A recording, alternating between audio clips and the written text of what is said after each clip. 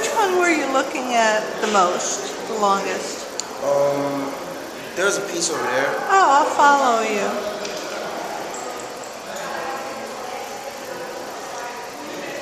Okay.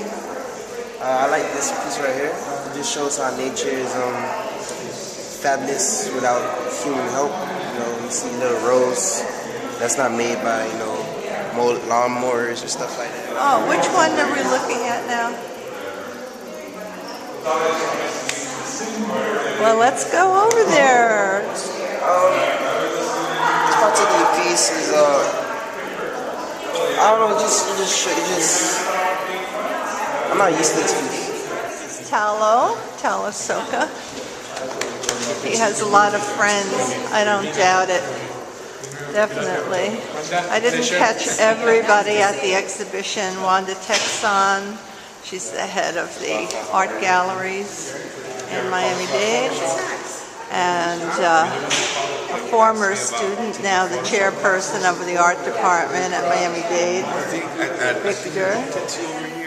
So this is my friend Otalio Soca, who lives in Miami and does wonderful photography. How old were you when you started your photo career? Probably 14, 15. Take us on a tour. All right. Okay. Well, let's start at the beginning. Okay.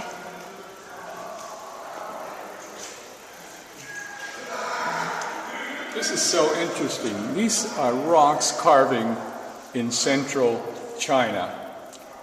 They are carved on a rock and colored. There's acres and acres of these carvings. They're so interesting. And it's such a dedication with religion and the belief in God and what you can do with it. This is in Namibia, Africa. This picture. And this is our sand dunes that come from the Kalahari Desert. Interestingly enough, people walk up to the top right here. Now, I couldn't. My wife could, but I couldn't. Because you sink. This is soft sand. And with my weight, I couldn't get up. But she is so determined. And then what they do, they slide down. Like skiing, but they slide down on sitting. Is it down. mostly tourists that do that, or does everybody do it? No, these are totally separate from any civilization, And that's what happens. How did you get so far from civilization? Well, it's part of what I wanted to go. There's a place where I stayed where they have these dunes, and there is no radio, no television, no newspaper, no lights at night. And you see this vast area? Yes. The beauty of this area is, for the first time in my life, I saw stars in the horizon. I have never seen stars in the horizon. You have the curvature of the earth, and stars are popping out from the earth. That was amazing. Very interesting. So how have your travels impacted on your personal development? I think it's added to me, because what you expect to find and what you have in your mind that you're going to see is totally different from the reality.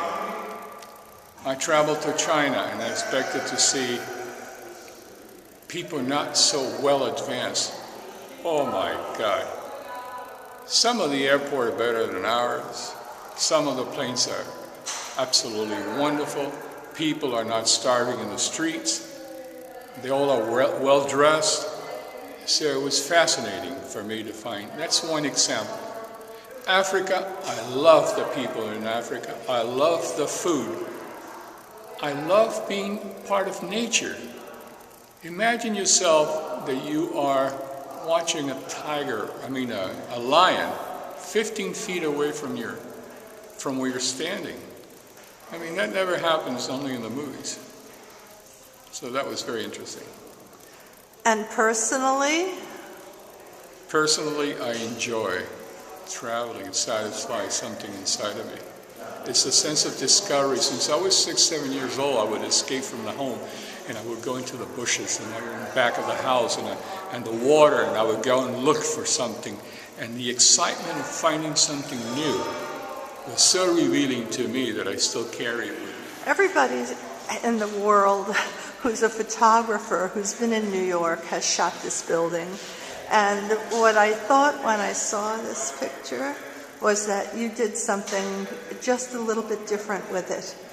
And you still show it as a recognizable Flatiron building, but yet it's your Flatiron building. Thank you. Tell us a little bit about it. You're so sweet, you know what I mean? Thank you. That's why I like you so much. Thank you. Yeah, I love patterns. Patterns are important to me. You see most of my pictures with a lot of patterns. And that's what I was explaining earlier in life, that sometimes you come upon beauty and you can photograph beauty and it doesn't take a lot.